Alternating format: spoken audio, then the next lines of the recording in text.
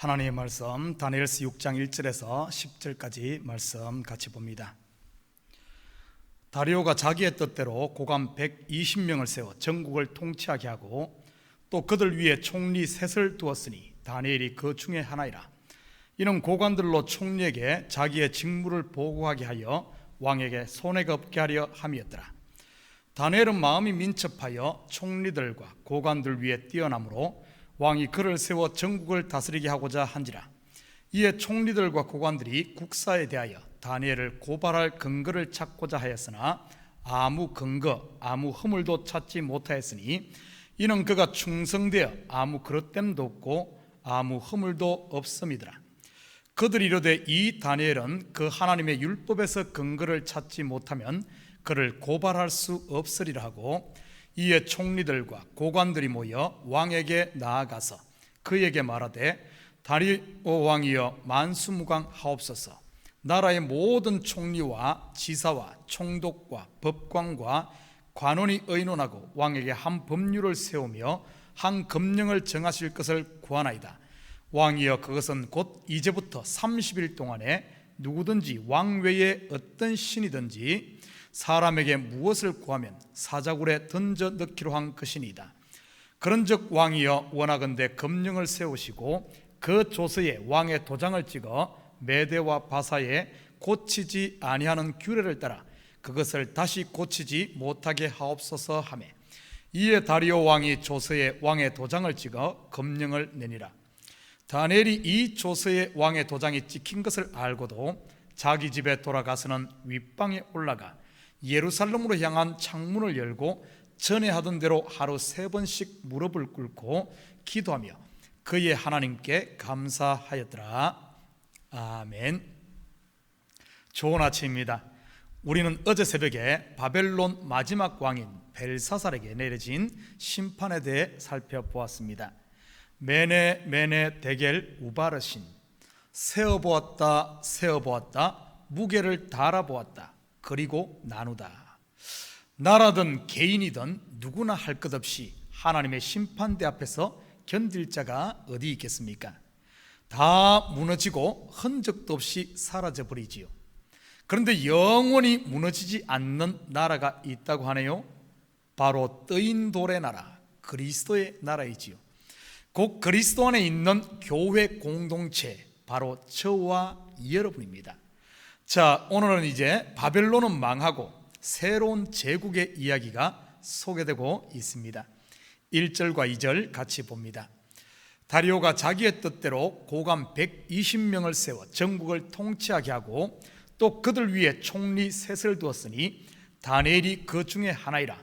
이는 고관들로 총리에게 자기의 직무를 보고하게 하여 왕에게 손해가 없게 하려 함이었더라. 메대 바사 제국이 바벨론을 함락시킨 후 연합국의 초대 통치자는 고레스 왕입니다. 그런데 오늘 본문에 보면 다리오가 왕이라고 나옵니다.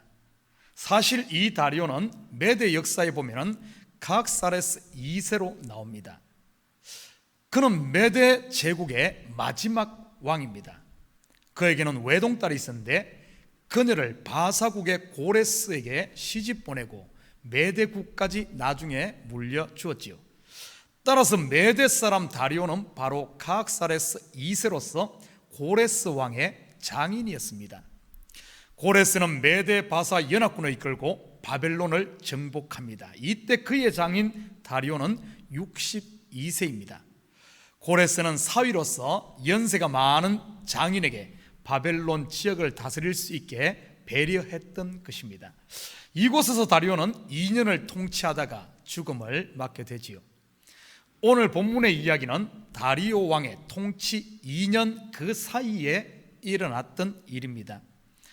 어제 새벽에 언급했듯이 이때 다니엘의 나이는 80세에서 85세 사이입니다. 왕이 된 다리오는 행정개평을 단행해 120명의 고관을 세워 전국을 통치하게 합니다. 지금도 대통령이 바뀌면 장관들 다 새로 세우지 않습니까? 그리고 그들 위에 총리 셋을 두는데 다니엘이 그 중에 하나였지요. 사실 다니엘은 패전한 바벨론 제국의 핵심적인 신하였습니다. 우리가 지금까지 공부해서 알다시피 초대 느부갓네살 왕부터 마지막 벨사살 왕까지 말이죠.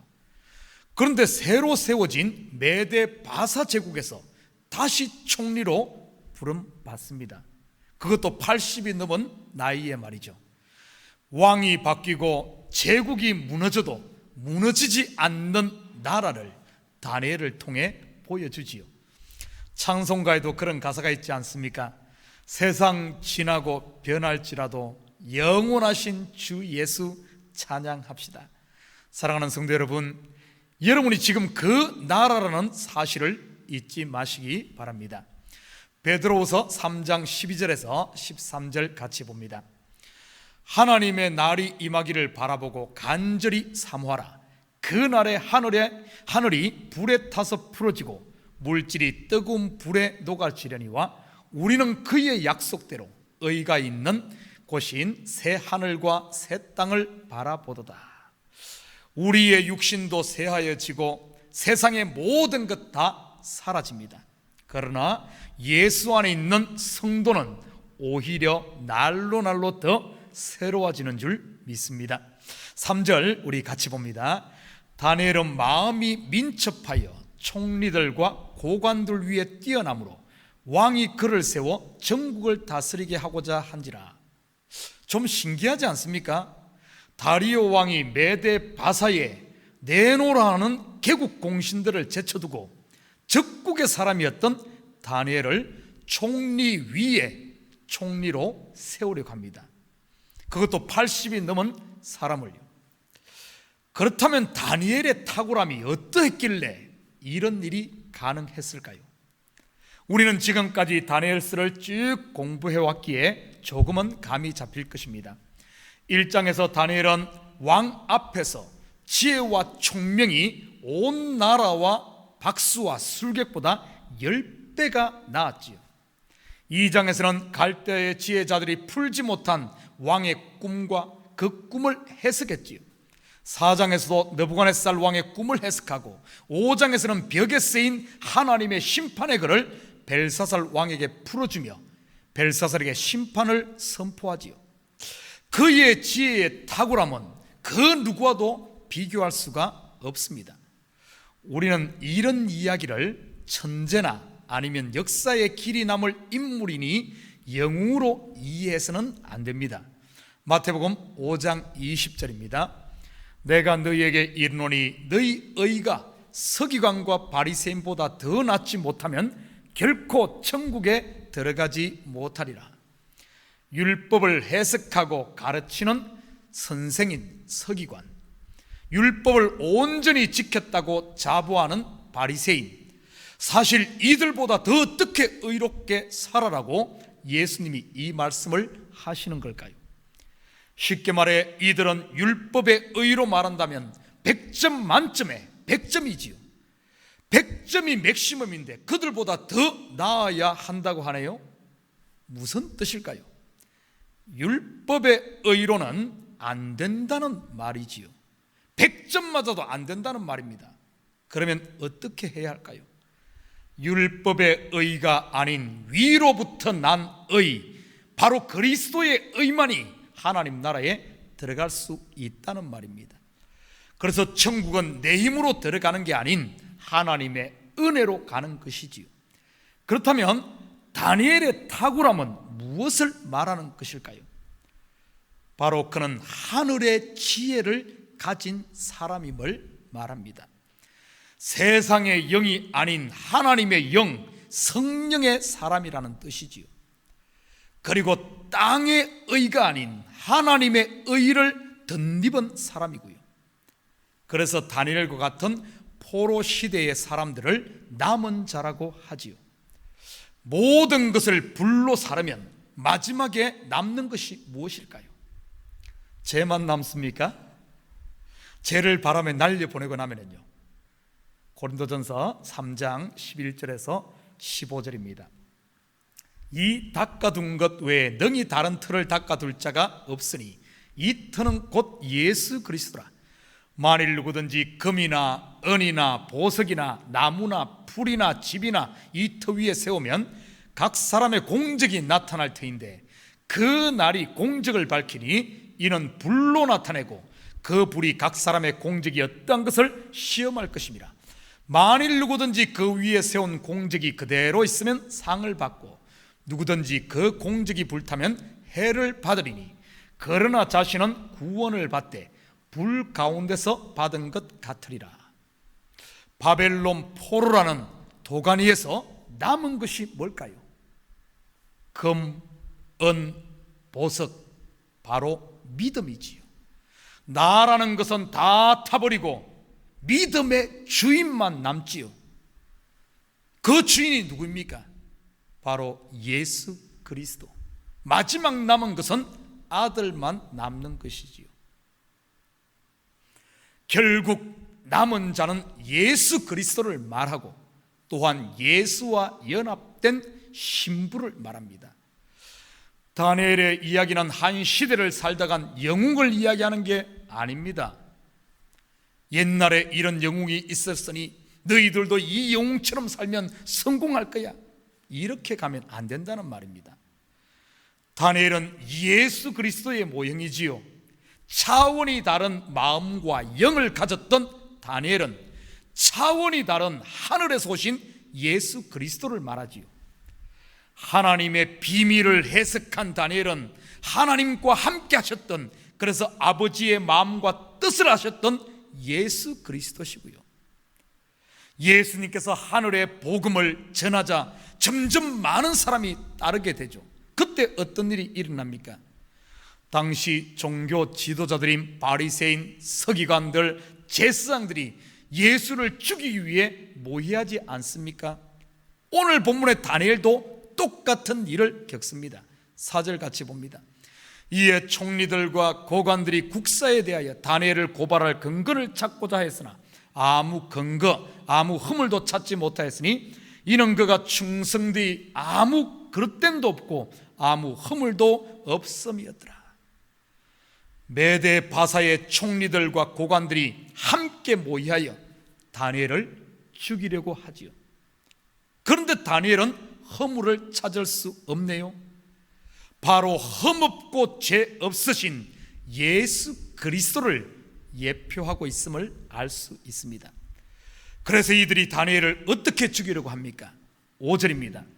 그들이 이르되 이 다니엘은 그 하나님의 율법에서 근거를 찾지 못하면 그를 고발할 수 없으리라 하고, 예수님 당시 종교 지도자들이 예수님을 죽일 제목이 뭐였습니까?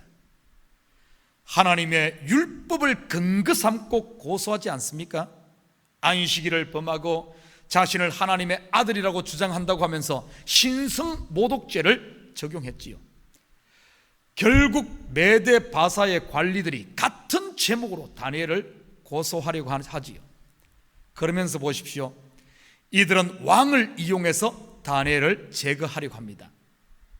왕 외에 다른 신이나 사람에게 절하거나 구하는 것을 왕에 대한 반역으로 몰면서 말이지요.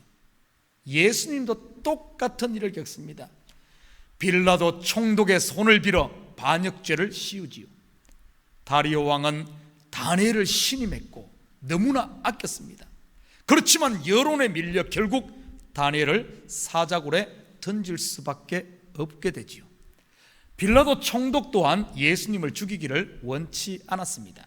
그런데 결국 여론에 밀려 십자가에 못 박게 내어주지요. 10절 같이 봅니다. 다니엘이 이 조서에 왕의 도장이 찍힌 것을 알고도 자기 집에 돌아가서는 윗방에 올라가 예루살렘으로 향한 창문을 열고 전에 하던 대로 하루 3번씩 무릎을 꿇고 기도하며 그의 하나님께 감사하였더라. 왕의 도장이 찍힌 이 조서가 무엇입니까? 7절에 나와 있듯이 이제부터 30일 동안에 누구든지 왕 외에 어떤 신에게나 사람에게 무엇을 구하면 사자굴에 던져넣기로 한 것이지요. 다니엘의 세 친구도 느부갓네살 왕이 만든 신상에게 절하지 않으므로 풀무불 속에 던져졌지요. 오늘 본문에는 사자굴 속에 던져지지요. 당시 바사인들은 불을 신성시하는 조로아스터교를 믿었기에 바벨론과는 달리 불태워 죽이는 것을 허용하지 않았습니다. 그 대신 죄인의 시신을 짐승의 먹이로 주는 이런 형벌을 사용했지요. 눈앞에 이런 끔찍한 심판이 있음에도 다니엘은 묵묵히 자기의 길을 갑니다. 사자굴의 심판을 눈앞에 두고 기도한 다니엘의 기도가 십자가를 앞에 두고 기도한 예수님의 기도와 꼭 닮아 있네요. 예수님의 겟세마네 기도를 한번 보십시다. 마태복음 26장 42절에서 45절입니다. 다시 두 번째 나아가 기도하여 이르시되 내 아버지여, 만일 내가 마시지 않고는 이 잔이 내게서 지나갈 수 없거든 아버지의 원대로 되기를 원하나이다 하시고, 다시 오사 보신즉 그들이 자니 이는 그들의 눈이 피곤함이로라. 또 그들을 두시고 나아가 세 번째 같은 말씀으로 기도하신 후 이에 제자들에게 오사 이르시되 이제는 자고 쉬라. 보라, 때가 가까이 왔으니 인자가 죄인의 손에 팔리느니라. 다니엘이 기도하기 위해 윗방에 올라갔네요. 예수님은 겟세마네 동산에 올라가셨지요. 창문을 열고 다니엘에 기도했네요. 대적자들이 다 볼 수 있게 말이지요. 예수님이 기도하던 동산은 예수님을 팔 유다도 알고 있는, 다 아는 열린 곳이지요. 다니엘은 전에 하던 대로 그대로 행했습니다. 예수님도 평소 때 기도하시던 대로 그 마지막 밤에도 기도하셨지요. 다니엘이 하루 3번씩 무릎을 꿇고 기도했습니다. 예수님께서도 그 동산에서 3번을 기도하셨지요. 다니엘은 마지막에 그의 하나님께 감사하였습니다. 예수님께서도 아버지의 원대로 되기를 원하나이다 하나님께 순종하며 감사했지요. 사랑하는 성도 여러분, 다니엘 따라한다고 사자굴에 뛰어들지 마시기 바랍니다. 사자밥 되니까요. 다니엘처럼 우리도 살자 보다 우리는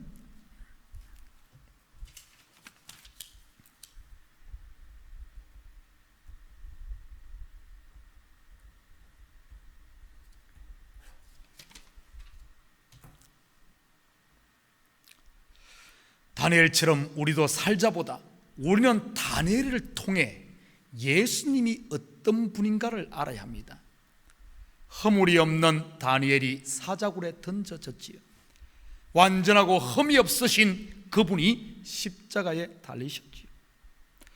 다니엘의 기도의 내용은 다음 장에 나오지만은 오직 고국의 회복을 위한 기도였습니다. 예수님의 기도는 무엇이었을까요? 바로 자신이 십자가 짐으로 하나님의 백성들을 회복시키는 것이었지요.